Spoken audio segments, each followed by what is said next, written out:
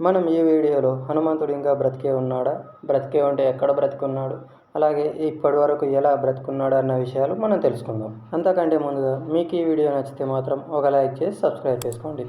కామెంట్స్లో మాత్రం జై శ్రీరామ్ అని చెప్పేసేయండి. ముందుగా మనం హనుమంతుడు ఇంకా బ్రతికే ఉన్నాడా లేదా అన్న విషయం తెలుసుకుందాం. ముందుగా మనం మన పురాణాలను పరిశీలించినట్లయితే అందరు దేవతలు, దేవుళ్ళు రామాయణం తర్వాత మహాభారతం వచ్చిన తర్వాత వారి వారి అవతారాలను చాలించి స్వర్గానికి వెళ్ళినట్టుగా కనిపిస్తుంది. కానీ హనుమంతుని విషయంలో మాత్రం ఏ పురాణంలోనైనా అలాగే ఎలాంటి గ్రంథాలలోనైనా కానీ హనుమంతుడు శరీరం విడిచిపెట్టినట్టుగాను లేదా హనుమంతుడు స్వర్గానికి చేరినట్టుగాను ఏ పురాణాల్లో మనకు చూడలేదు.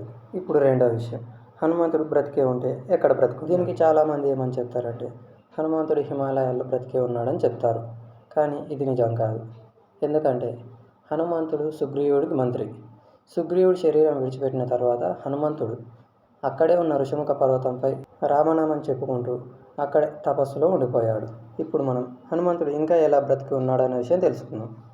హనుమంతుడు పుట్టిన సమయంలో తన తల్లి అయిన అంజనేయదేవి అక్కడ ఉన్న తోటలో పళ్ళు కోసుకురావడానికి వెళ్ళింది. అప్పుడు హనుమ లేచి చూడగా సూర్యుడి ప్రతిబింబం ఎర్రగా మంచి పండు వల్ల కనిపించింది. అప్పుడు ఆకలితో ఉన్న హనుమంతుడు సూర్యుడిని తిందామని ఆకాశంలోకి ఎగురుతాడు. దాన్ని చూసిన దేవతలు ఇంద్రుడికి వెళ్ళి చెప్పగా ఇంద్రుడు తన ఐరావతం మీద వచ్చి హనుమంతుడిపై దాడి చేయగా హనుమంతుడు స్పృహ తప్పి భూమి మీద పడిపోతాడు. దాన్ని చూసిన వాయుదేవుడికి కోపం వచ్చి వాయువుని మొత్తం ఆపేస్తాడు. అప్పుడు అందరూ దేవతలు దిగి వచ్చి హనుమంతుడికి ప్రతి ఒక్కరూ వరాలు ఇవ్వడం మొదలు పెడతారు. ఇలా దేవతలందరూ వరాలు ఇస్తుండగా యమధర్మరాజు వచ్చి నా యొక్క పాశం నీపై పనిచేయదు, అంటే నీవు నా వల్ల చనిపోవని వరం ఇచ్చి వెళ్ళిపోతాడు. అలాగే హనుమంతుడు సీతాదేవి జడను కనిపెట్టడానికి లంకకు వెళ్ళినప్పుడు అక్కడ సీతాదేవిని చూసి రాముడు తన అంగుళికాన్ని ఇవ్వమని చెప్పాడని సీతకు ఆ అంగుళికాన్ని ఇస్తాడు.